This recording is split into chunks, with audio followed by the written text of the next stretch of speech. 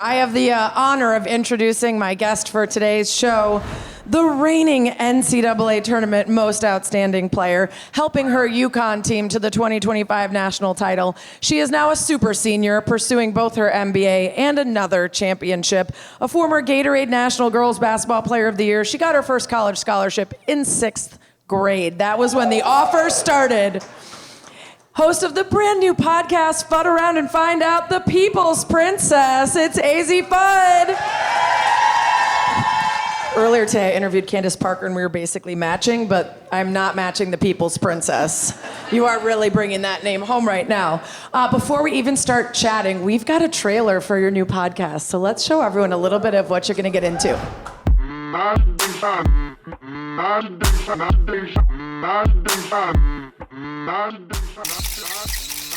We also have an extra, kind of lame, kind of chopped guest joining us. My brother, Jose. I think she was being a little two-faced towards me. I was not two-faced. I was very much one-faced. She saw my face and how I felt. If you follow me on social media or watch me on TV, you may think you know me. But this show is the only place where you can really fud around and find out.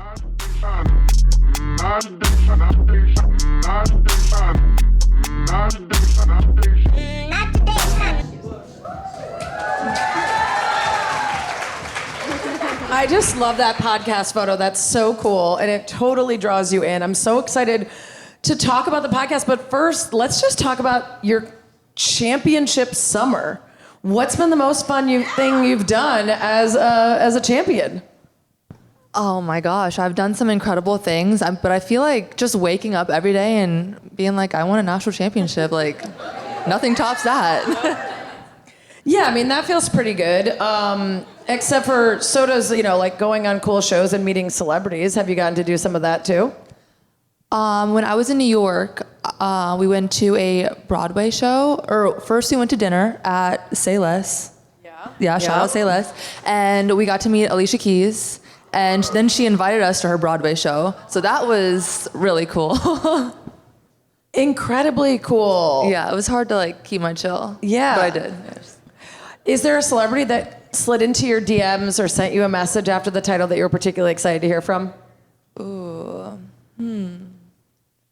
I did get some really sweet messages. But I think one of the cooler ones was being posted on Barack Obama's story. It was just random.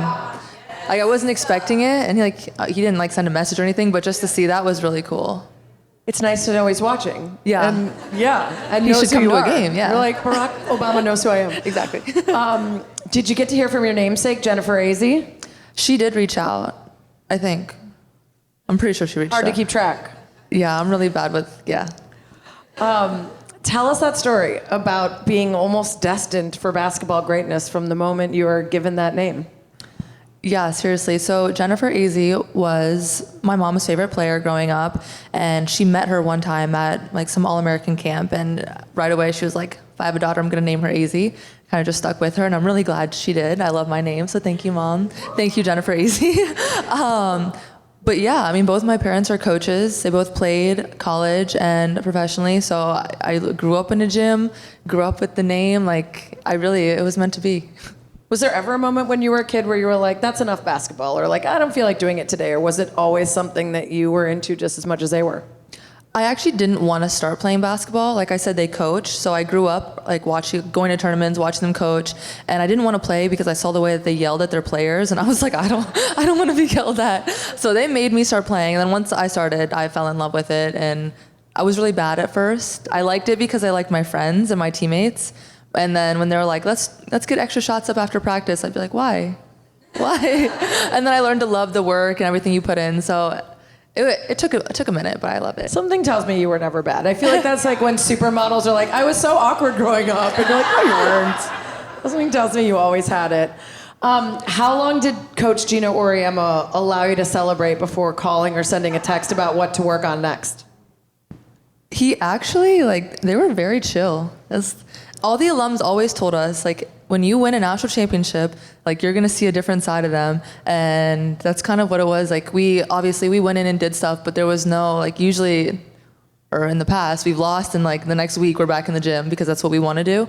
But we would work out when we wanted to, we'd go lift together, and then it was like, you would just text and request one. It was kind of weird. It was weird. This sounds like a kinder, gentler Geno.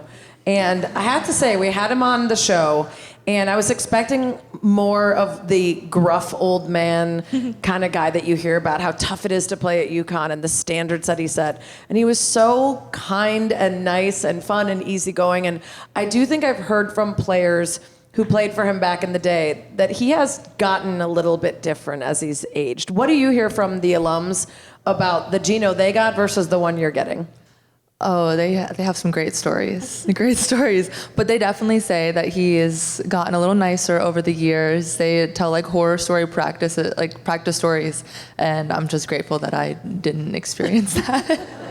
But don't let that fool you. He is sweet. He has his moments, but he still has that toughness, that meanness in him. He gets it out.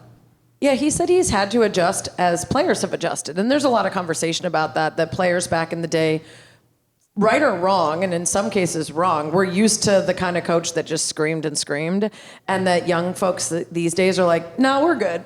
We don't really want to deal with that. And so do you think you fit into the stereotype for the more new generation of player, or do you want someone to really get on you and tell you what you need to work on and make you cry sometimes in pursuit of greatness? What's your style?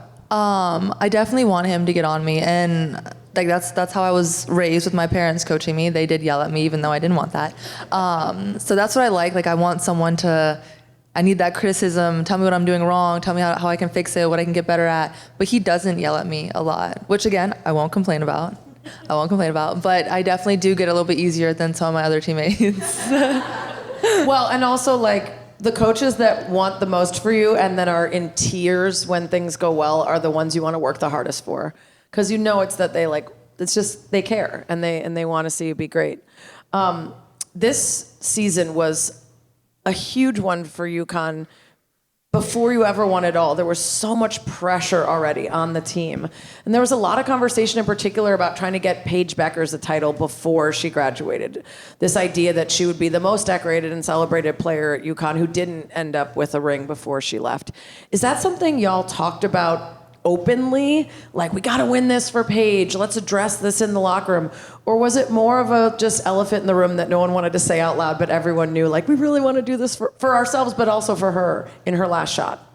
Yeah, I wouldn't say that we talked about it too much. I think it was just that thing that, like, we all knew that was a goal. We all wanted to win, obviously, but then it was also that extra, like, we wanted to do it for Paige, for all of our seniors.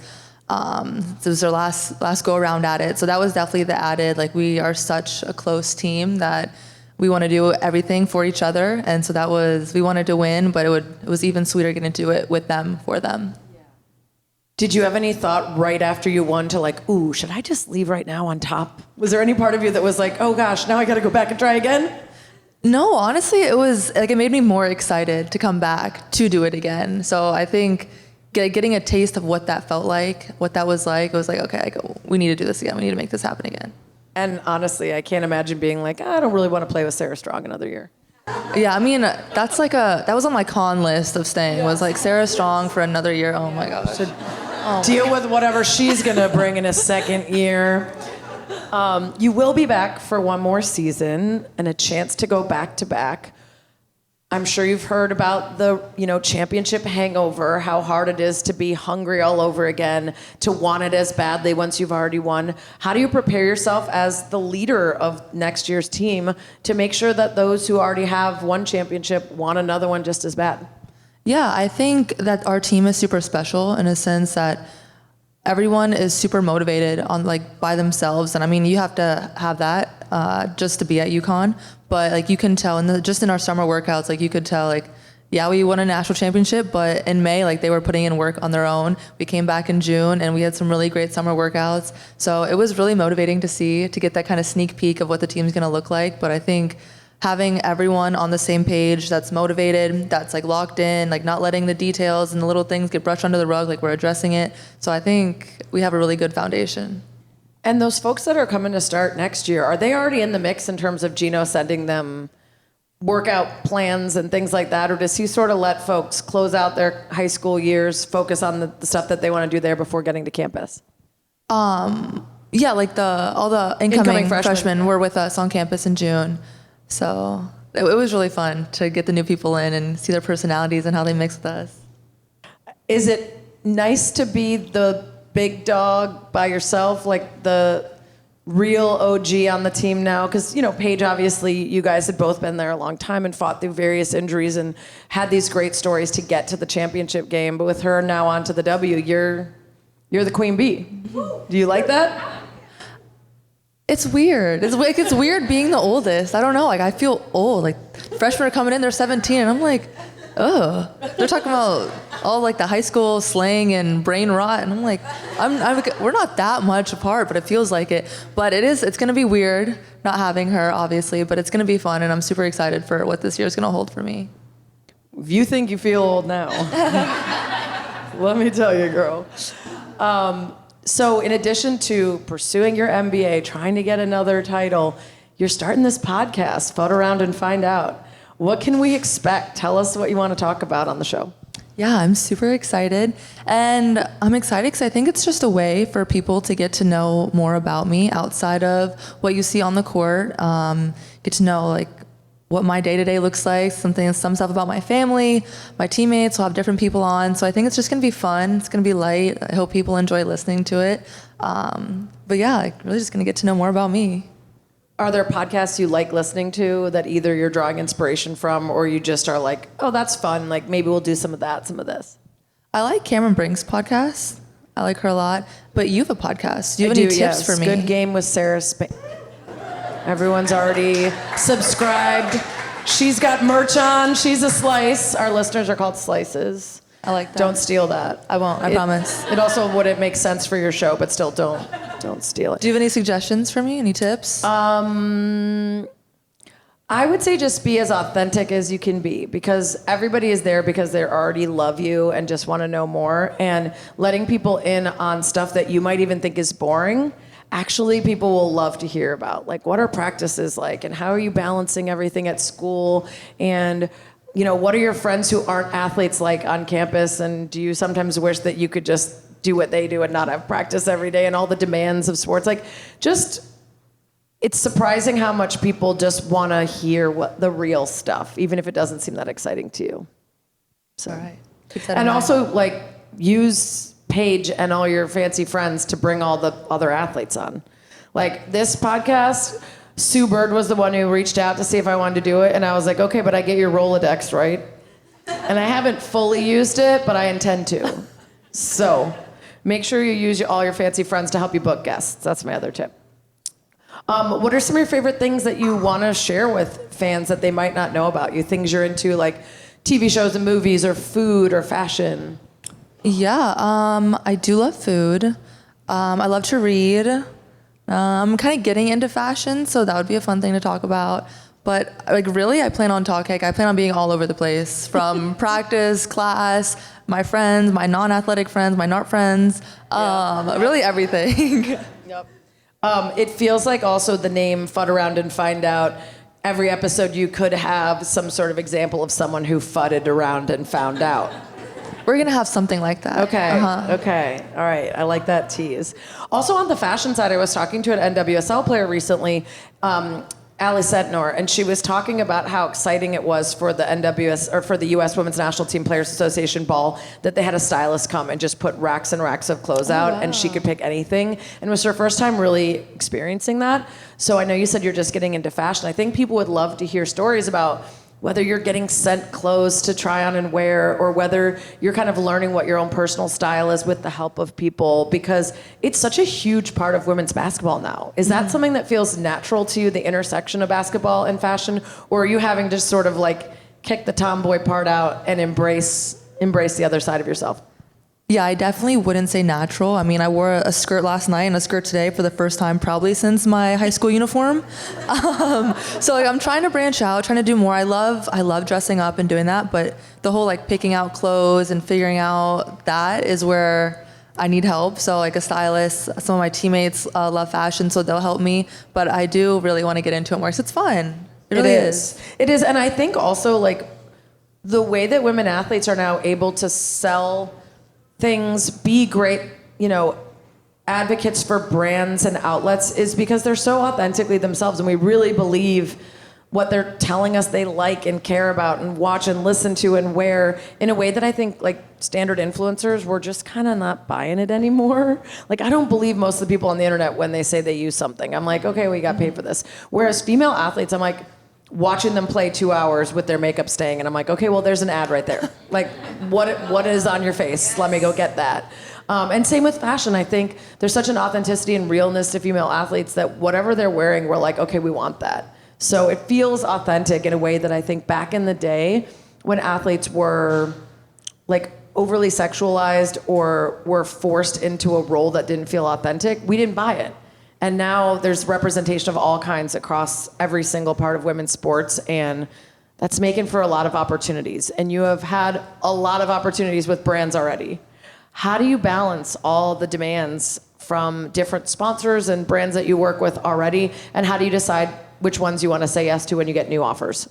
Yeah, I have a super amazing team, and my family, my parents do a lot to help manage that load for me, especially during the season. It's tough. But I think like my freshman year was definitely like the trial year, see how that went. And I've learned a lot about, what I like, things to take with me, whether it's for a photo shoot, whether it's, I don't know, specific requests for a brand. So kind of finding, like learning what you like, learning like what your non-negotiables are, finding brands that you want to align with, like that you can like relate to, or that you want to put your name behind. Like I want to be proud of the partnerships that I have. I don't want to be embarrassed or be like, oh, like maybe I don't want to put my name next to that. So I always want to be proud of whatever I'm doing. Yeah, that's very smart. Are there teammates at UConn or alums that you've asked advice for on how they handle sort of the balancing of school, basketball, brand deals, media, all that stuff? Yeah, I think a couple really good resources have been Sue Bird and Renee Montgomery. They've been incredible, and they know so much, and they also want to help. So I think just getting to talk to them and pick their brain a little bit has been amazing. You picked two like moguls. Like those aren't just alums. Those are team owners, multi-hyphenate business women. Is that something you aspire to later in your career? I think that'd be incredible. I mean, I'm getting my MBA. I don't know what I want to do with it. I don't know anything besides hopefully playing pro. But I think like what they've been able to do and build for themselves is so amazing. And I definitely look up to them, and I want to be like them for sure. Well, you already have a company name, right? The People's Princess, TM, right? We could trademark that. What's the origin of that nickname? I actually don't know. I really don't know. I think Paige made a comment about how I'm the princess because coach doesn't yell at me, and somehow that morphed into people calling me the People's Princess. Yeah, I'm not really sure. I'm not mad about it though. Yeah. I think you can really lean into that whenever it's useful for you, especially for like brands. You can figure out if there's different activations, or again, like when you expand into your multi-hyphenate businesswoman era, you could just sit on a throne and order people around.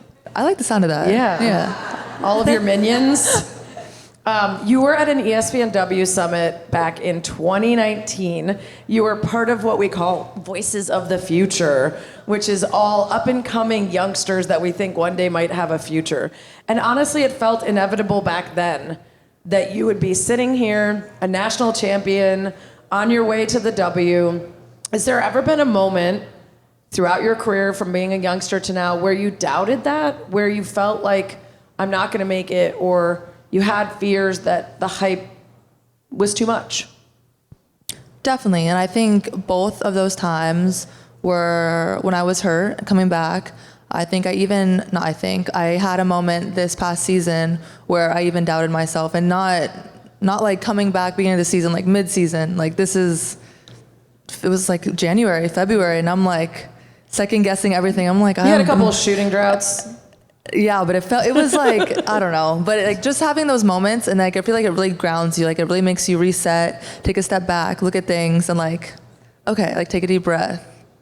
I think what we marveled at was in those moments where you were in a slump or things weren't quite right, like you found yourself out of it and back on top so quickly and reestablished yourself so quickly, and it felt like mentally you were in such a great place to be able to say, shrug it off, not a great night, and now I'm back. How have you come to that kind of mindset? How have you found the best tools for yourself to make sure if you have a bad night or if something feels off, you don't linger in that?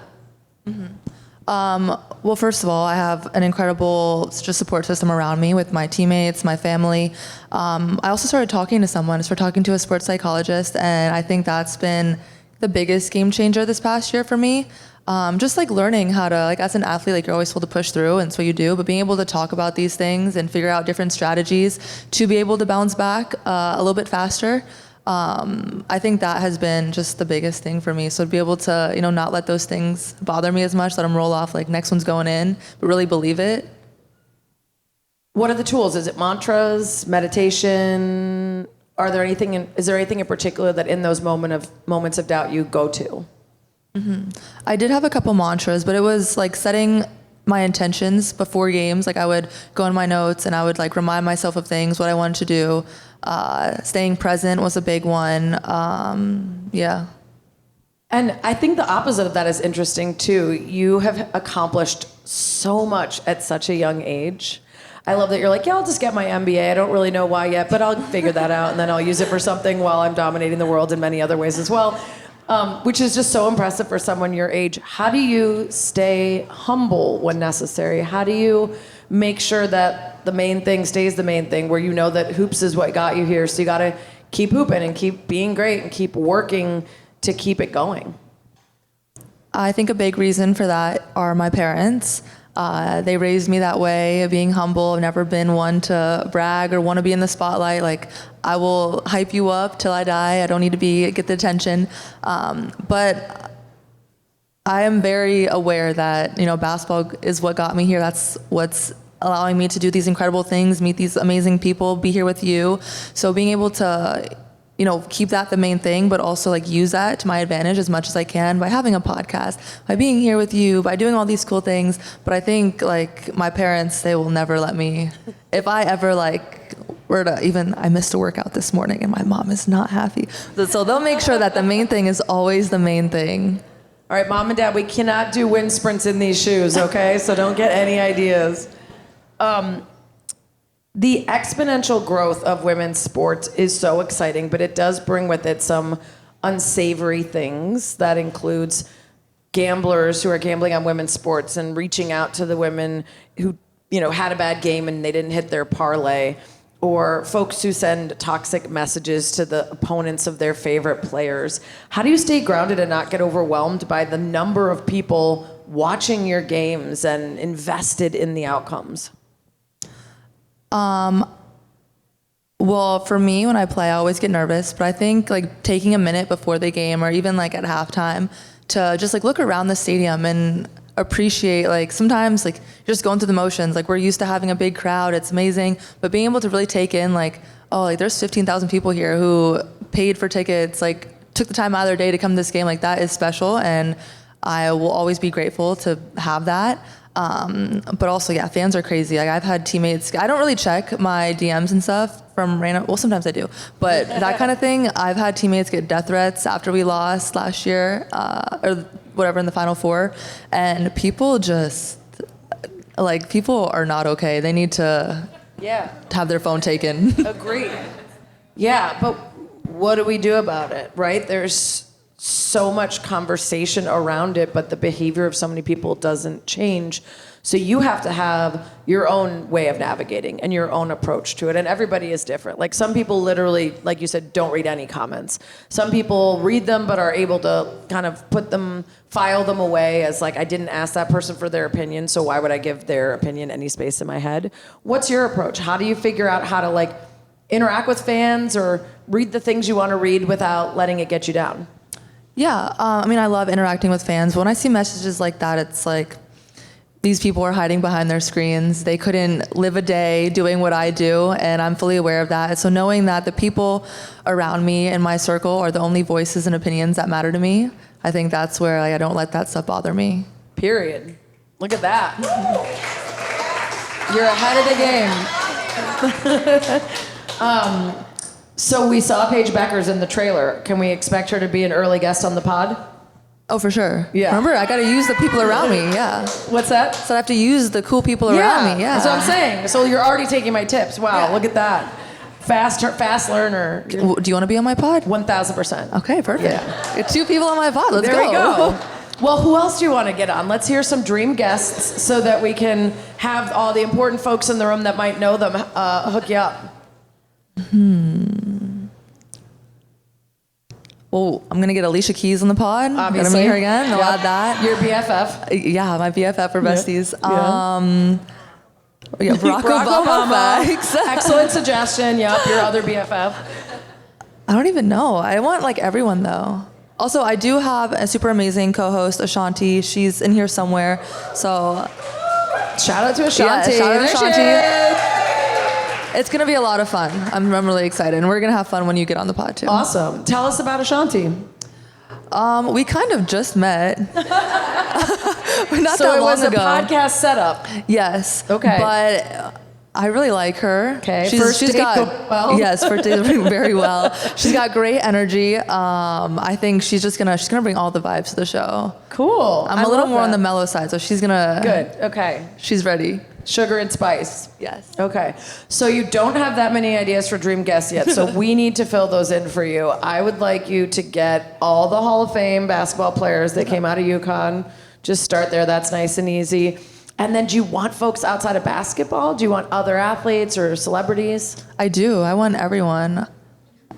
That sounded crazy. Like I think Coco Gauff would be a really cool one to have. I love her. I do love her. So definitely other athletes. Like I want to, if there's like a foodie or someone to talk about books with, I want some of my regular friends from campus. Yeah. Cool. Well, I just wrote a book, so we can talk about that when I come on. Okay, perfect. Runs in the Family by Sarah Spain and Dylan McCullough. Feel free to buy it. Well, we're so excited for the podcast. We're so excited for your this is your final year at UConn, right? You're not going to pull any random extra years out of your pocket? Absolutely not, no. Okay. And then the last thing I want to ask you is about looking ahead. What's a dream for you? Like, when you're thinking about what's next, do you operate a year from now, 6 months from now, 5 years from now? Like, what kind of goals do you set for yourself? Really far out or real close? Both, long-term ones, and then before each year I set goals, and then, like I said, before games I'll set goals, just have intentions. But I've been a goal setter for a while. I love having like something in front of me to look at to keep me motivated and like remind myself of like why I'm doing something. But yeah, I don't know. I feel like my goals this year: win another national championship. Get drafted, and then Number one. I mean, that would be great. Yeah.